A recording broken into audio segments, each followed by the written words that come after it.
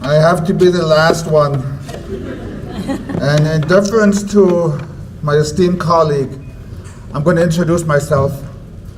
My name is Paul Mountain. I'm originally from Nolado. I was born and raised there. And I am Medzik Dahatan. That's Caribou clan. If there's any other Caribous, raise your hand. Just kidding. And I wanted to say also, my Uncle Franklin said, when you get up and speak, speak from the heart. But I was a student of Mrs. Simpson, and I was a student of Marcia Stratton, so I had to take notes. So bear with me. And I also want to let you know, domestic violence affects everyone. One of my judges was over there and she was talking and she said, you know, here we are sitting here, all victims, and Paul is the only one going to speak up and he wasn't affected by it. But it hurts everybody. Everybody gets affected when somebody gets beat up. So it's not just because your family is sheltered from that doesn't mean that you're not affected.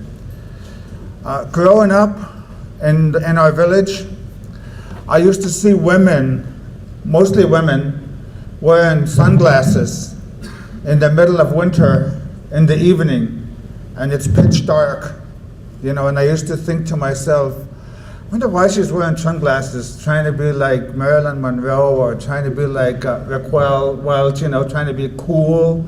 And you know what they were doing was they were hiding, and nobody said to me, you know, she's wearing her sunglasses because her husband beat her up. You know, nobody said that, and I just thought, you know, it was kind of like taboo to mention that. And so as I grew up, I realized, you know, you can't keep hiding.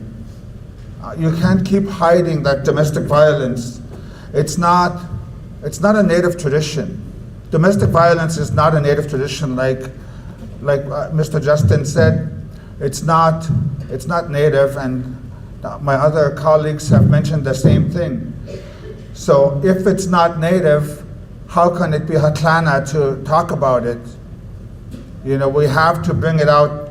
We have to bring it out in the open, and also in deference to Mr. Justin, we have to say it. And Judge Pollack, we have to say it. We have to bring it out in the open. We have to say domestic violence happens. That's the only way we can get rid of it in our language is to get rid of it as a reality. So and I'm trying to keep track with my notes. They're all over the place, and I have them numbered. The number 3 thing I had was our native population is really small. There's not very many. When you look at the whole total population of the whole, we're small. We're really a small number. So it really amazes me all the time when we have, you know, Nolado is a small village. There's only less than 300 people there. And when there's a dance, you know, we hardly, I'll tell you the truth, in Nolado, we hardly ever have good time. We hardly ever have a time when we're just there just to celebrate. Almost every month, we're having funeral. We had a big weekend set up for last weekend. We were going to have a softball tournament, and we were thinking about getting banned, you know, all this stuff.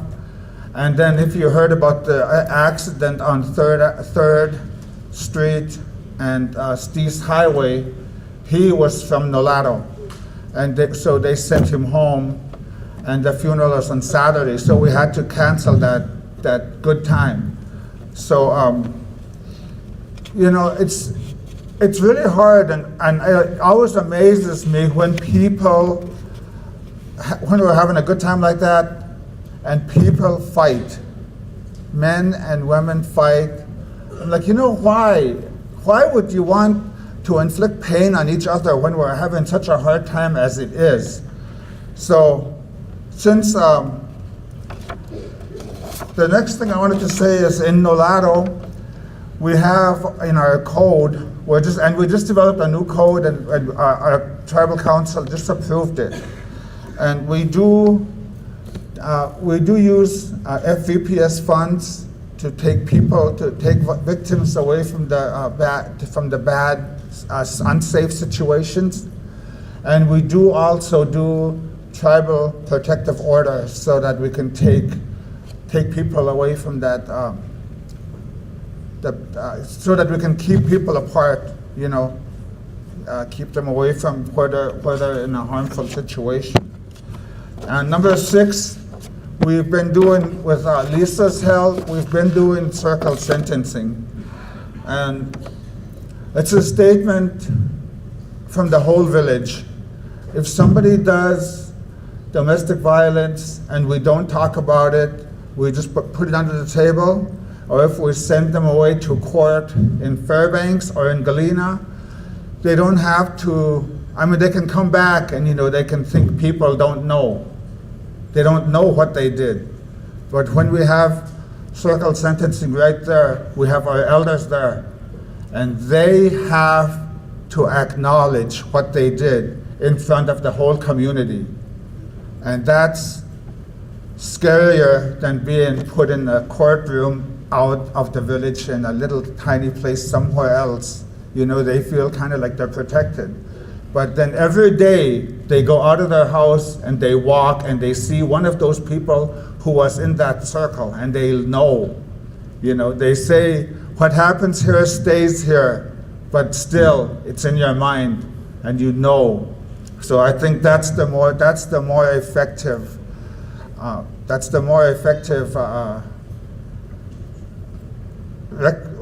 the word?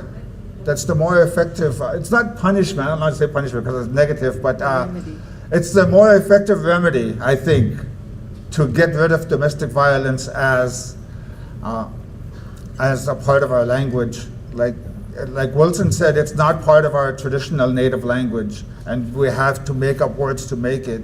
So I think the only way we can get rid of it is by getting rid of domestic violence as a thing. Then you don't have to use the language to call it anything. And the last thing I want to say is when I was getting dressed this morning, I was thinking, I'll wear a nice shirt and look all professional because I'm going to be on the stage. And I said, you know what? We're going to just do it. We're going to talk about it. We're going to bring it out in the open. So I wore the Nike shirt because Nike's slogan is just do it. So that's what we need to do, okay? Thank you very much.